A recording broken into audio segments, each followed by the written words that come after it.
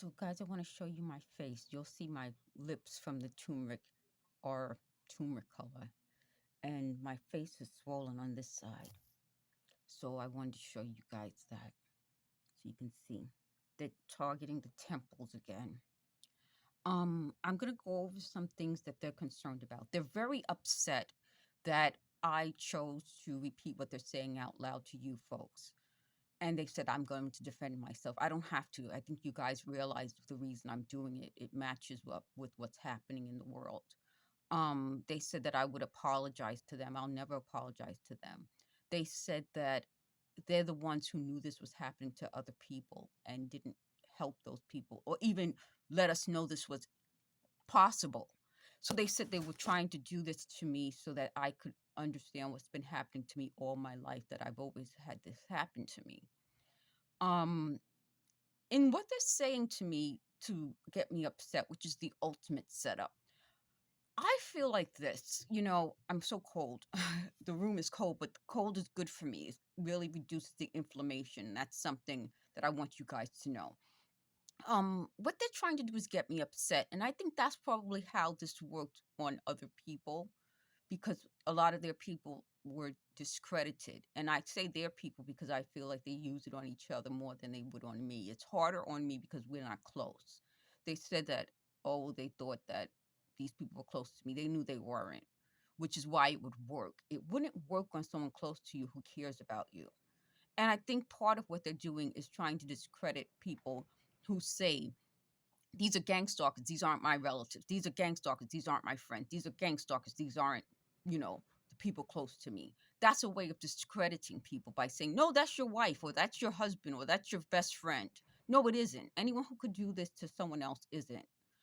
Since it's out loud, anyone who hears this in the area where I am who pretends that they're not hearing it is a gang stalker. So if you're in a home with someone and you pretend you're not hearing it, or you're on a bus and you pretend you're not hearing it, it's out loud. Part of why they thought I would defend myself is because they are convinced that they are such smart people that they can convince me that my ears aren't hearing it, that it's going directly into my head. No, it's not. The other big deal about that and their psychology, which is what I always want to tell you folks about, is that to have this type of technology to discredit someone and then expect that person to apologize to you isn't just gaslighting. It's something so far beyond gaslighting. And to have the idea that now that I'm talking about this is that they're trying to scare me into no one will ever like me. These types of people never liked me. That's my point. It's like they think I'm losing something I never had. You can't lose what you've never had. So when they said I never when they repeated what I said, which is that I never liked these folks, is that they couldn't understand how they couldn't fool me. You can't lose what you've never had. They never had me to begin with. And as much as they can't accept that, the world knows now these were never my friends, and I could never be friends with someone who's never my friend. Why this is upsetting them even more is that they expected me not to talk to you guys about this and not to say, well, these weren't my friends, these aren't good people.